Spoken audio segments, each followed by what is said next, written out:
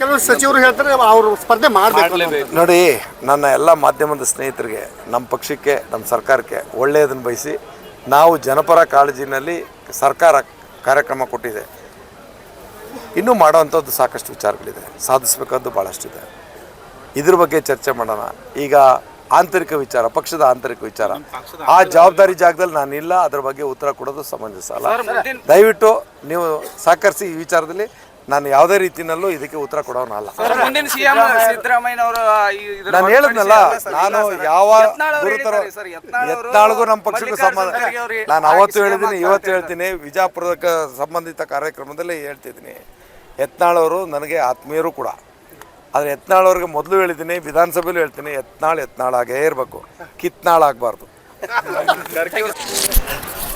ಏನು ಕ್ರಾಂತಿ ನಮ್ಮ ಖರ್ಗೆ ಸಾಹೇಬರು ಕಾಂಗ್ರೆಸ್ ಪಕ್ಷದ, ಅಖಿಲ ಭಾರತ ಕಾಂಗ್ರೆಸ್ ಪಕ್ಷದ ಅಧ್ಯಕ್ಷರು. ಯತ್ನಾಳವ್ರು ಯಾವ ಪಕ್ಷದವರು?